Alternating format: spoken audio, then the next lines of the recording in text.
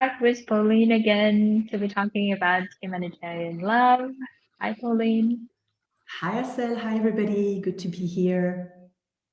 Exactly. So, after an exciting week that Pauline and I experienced, we want to be talking about different things about humanitarian love. And one of the things that I suggested that we would talk about today is, let's say that you are now convinced that you want to be dating, you want to be exploring love, and you feel like you're ready, and you go out there and meeting people, and then somehow you're not meeting the people that you really want to be meeting, and then you're asking yourself, well, what's wrong? Why it's not happening, or why am I not meeting the people that I want to meet? Somehow I feel like I'm ready, but it seems like I'm not, or something is wrong with me, or something is wrong with the world, or I need to be moving to another place so I can meet the people I want, right? So there are so many ways that we could make this a huge problem, and we wanted to address this as to what might be happening and why you're not getting the person that you want or meeting the person you want, and how you could address it. So maybe the first question then is, Pauline, is why do you think that we tell ourselves that we're ready and we start meeting people, and then somehow we end up meeting that we don't really want to meet, or it's not our people, and then we're frustrated and we're like, again, something is wrong, right? So why do you think that happens? Okay. So I think it's a very large question. Now that I'm really thinking about it, it's for me the main. I think it's very interesting to address this disconnect with feeling ready and being really ready. So Mm, feeling ready is like, yes, you're like, yeah, that's the time. I want to prioritize my love life. And as we talk to a humanitarian worker audience, I've heard that a lot from humanitarian women who, dedicated 5, 10, 15 years to working in the field, and maybe they continue in the field, but they're like, okay, now, it's time for the love life. It's time for maybe building a family. So now I'm going to be ready.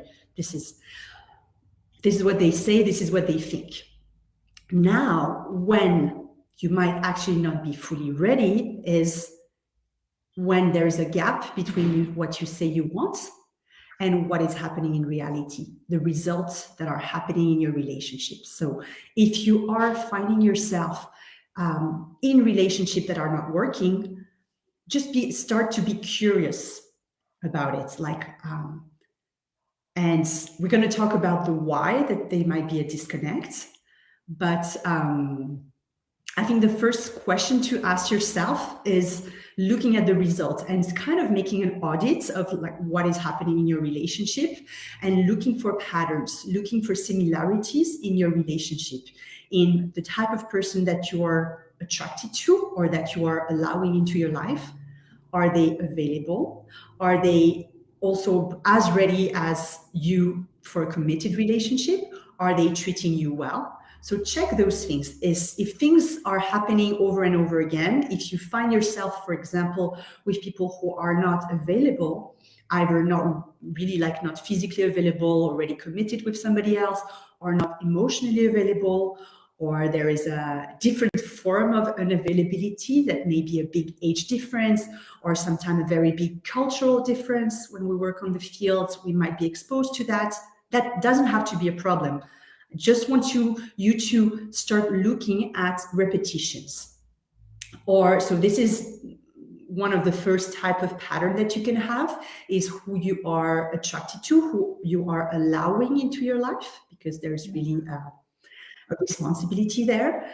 And the other thing you want to look at is there similarities, there pattern in the way your relationship is happening, in terms of conflict, in terms of ending, breaking up, who is ending the relationship, also in terms of how you're feeling in the relationship. Is the same, let's say, negative outcome is happening over and over again.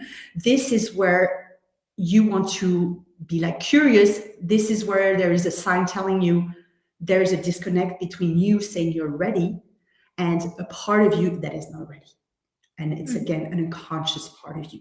So this is the first top point that I wanted to share is like, how do you know that there is like that you might not be fully ready?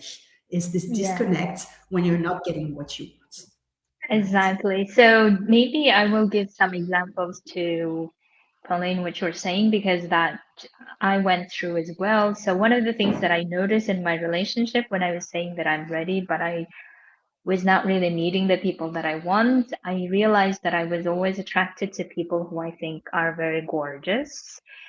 And I was telling myself at the time that I'm not gorgeous or I'm not that beautiful, people are not attracted to me, so I want to go to someone who I can just admire and sit, right? So it's a bit like avoiding in my own inner world, avoiding things that I didn't really want to look at it because they were painful, so I wanted someone else to look at it and admiring and all of this. The other one Mm-hmm. that, like you were saying, in terms of the relationship, I was in relationships where I was allowing treatments to be more than I would have allowed anyone else to treat me, right? That's, I think, also very common, unfortunately, where we just feel like, well, it's going to go away, or we will be fine afterwards, or it's love, or we explain things away and then we just stay in the relationship, or we are being treated in the ways that we don't actually want to be treated, but we think that that's somehow okay, coming from the scarcity of, well, I may not meet another such people, or he is otherwise great, or whatever the way we explain. And the third one that you're mentioning that I also experience in my life is where I would be meeting people who already are in marriage and then telling that, well, I mean, in my case, as a heterosexual person, I'm saying it, but this might be for any partnerships, relationships, right? Where I would be saying things like, he said that he would divorce, so keep justifying why it's not happening, but it will happen. And I even remember staying in that relationship for 6 years, always explaining why it's going to happen, and it never did. And here I was again breaking up that relationship. So that's why, and in all of those relationships that I made the example of from my own life, I was very convinced that I was ready. I was convinced that this is how things go. I am now working in a nice place and I can afford to have my relationships. And then I was still not getting that, the relationship that I wanted. And I think the biggest things that I needed to work on myself was that scarcity part of always scared of not meeting the people I want, or always believing that, oh, everyone else is dating, I have to too, or I have to be dating the gorgeous, the this and this, and then because I believe that I wasn't like that. So these are the things that I needed to work on in my relationship that I'm now realizing. And the other one also that was big for me is to, I think, not wanting to be alone, right? That's also something that comes up a lot, is I don't want to be alone anymore, or I can't process these frustrations. And therefore, I think if I'm telling myself I'm ready and I just go for it, then maybe with another person, I will not be feeling those. So, um, knowing that, or like Pauline was saying, noticing your patterns, noticing what's coming up. I think we often say the world is our mirror of what's going on within us, right? So, and I also love that, is my world being the mirror. All the relationships I'm building, all the feelings I'm experiencing with other people are always mirroring what's going on within me. So we would love for you to go inwards and look what's happening. So now let's go into the part of that disconnect that we're talking about, is how to align it, I guess, is another way, right?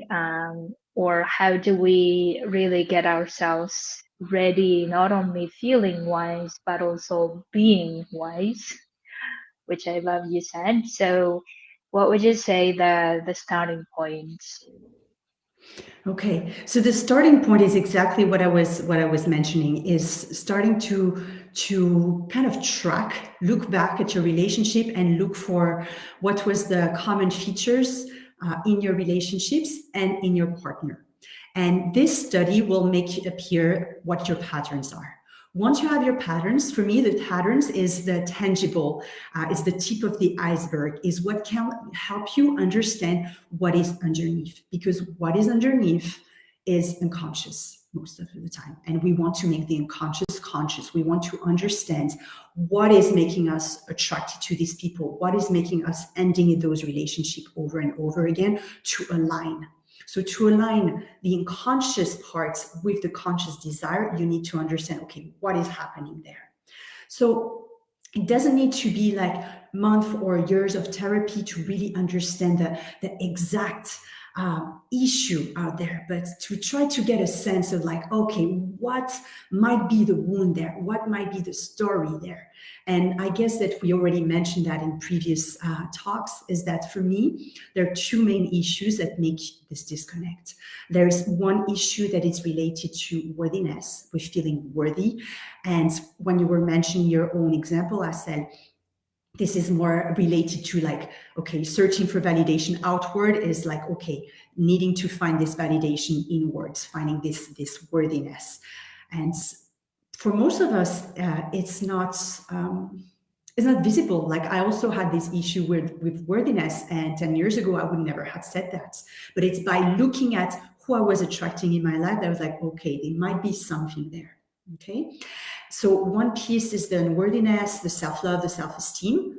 And the other part is what we addressed in the last talk, is more lack of trust, lack of safety around being close to somebody, being deeply scared. Like a part of us, a conscious part of us, is deeply scared to be in a relationship.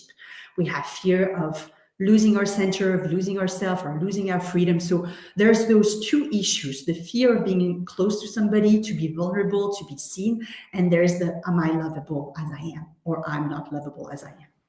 These stories. And those are the two ones that I see over and over again, that might be one or the other or both together, that make you develop, like attract this type of people, or behave in a certain way that you sabotage, you sabotage your relationship.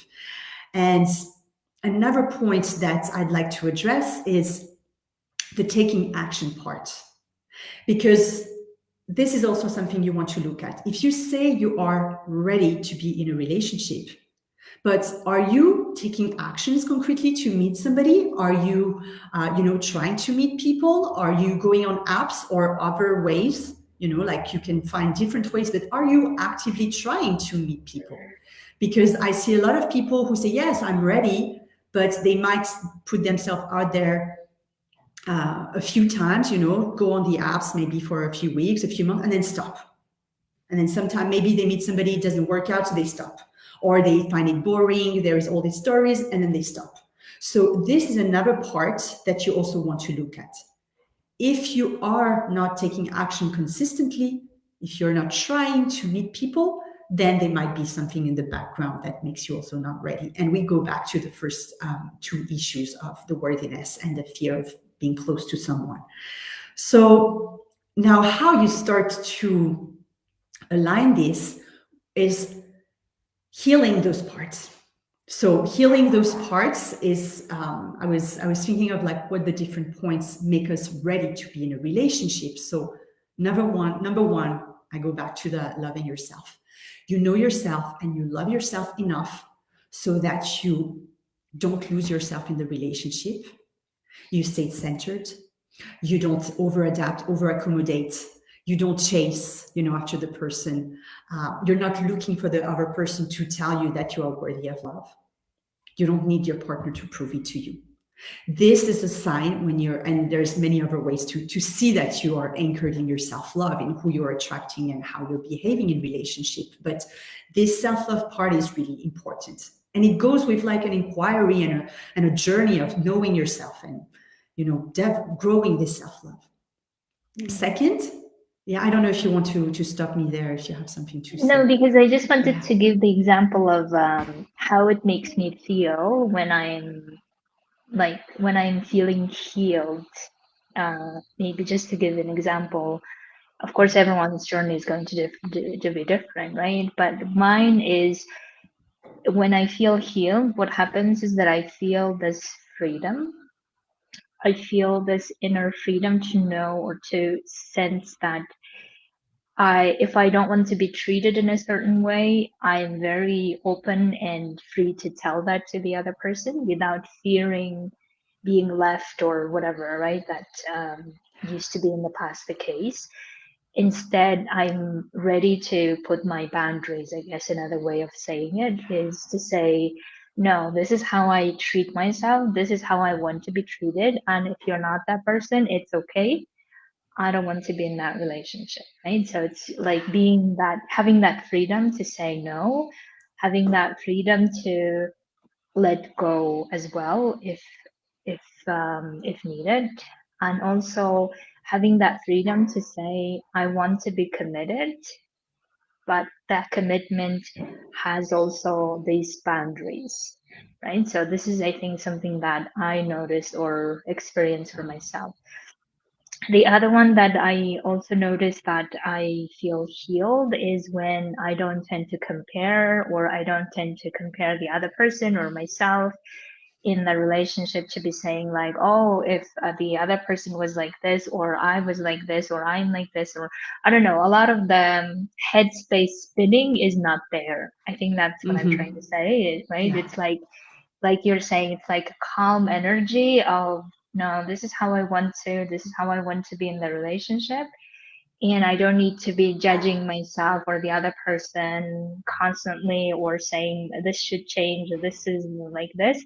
Instead, like all of that is gone. And then you focus on the most important part, which is loving. And this is how I know that I have healed myself, at least in my experience. So you might have your own like posts or owning feelings of when do you notice that you're healed and you're ready to take up. And the other, I think the biggest maybe is the abundance that I feel, and that abundance of like love for myself, and then abundance of love for the person that I'm with. And that's also something that you could check with yourself how that feels like. So it doesn't have to take long, or it can also take long, whichever the space you give yourself. Important, I guess, is that you are conscious about how that's going. You're conscious about the changes that you're noticing in your body, in your inner world.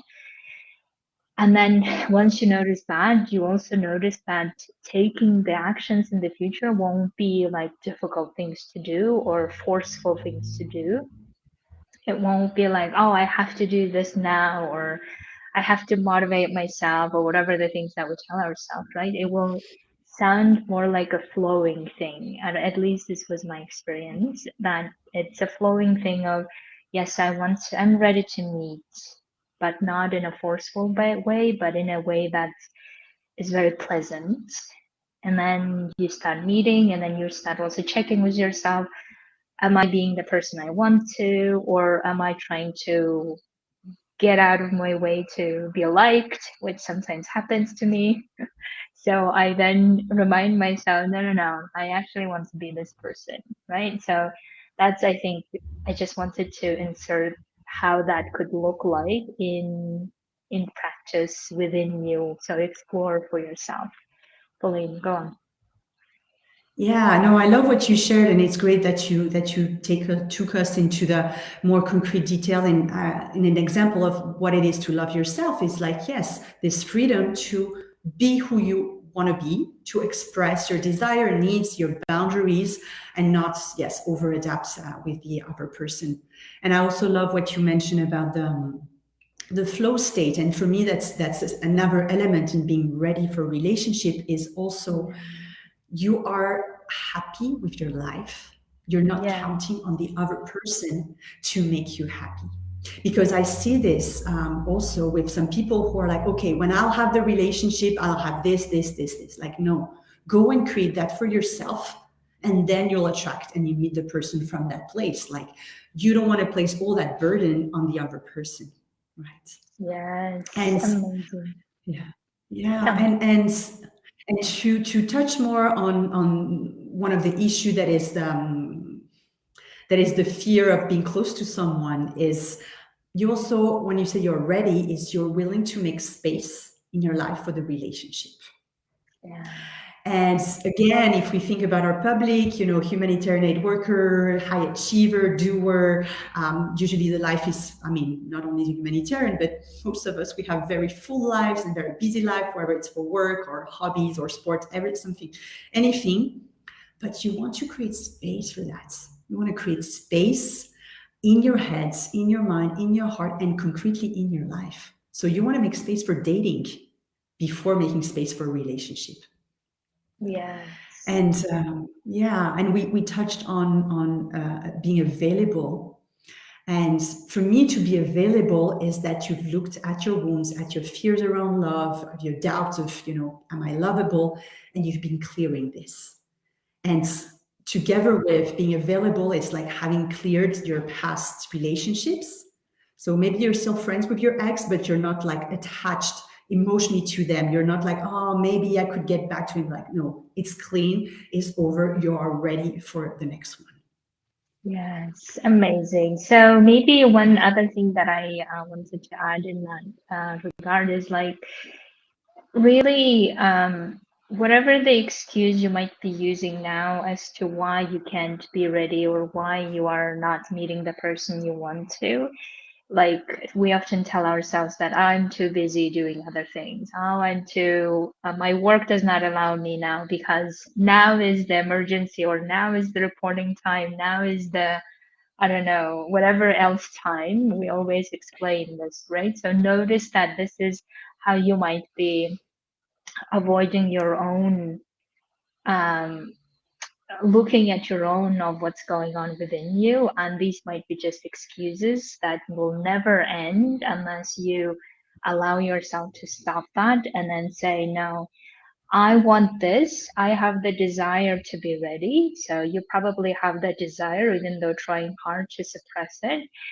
If you have that desire, then let's just be very honest and vulnerable and look at it. And the great news is that it's all happening within you. So you don't need to be showing or sharing publicly or anything, right? All you need to do is like go inwards, and that's all as your work there. And sometimes it will be scary, sometimes it will be very painful. And I think that that's the past that we need to go through, because if there are wounds, that means it will be painful to look at them, it will be painful to accept them, process them, but that's okay.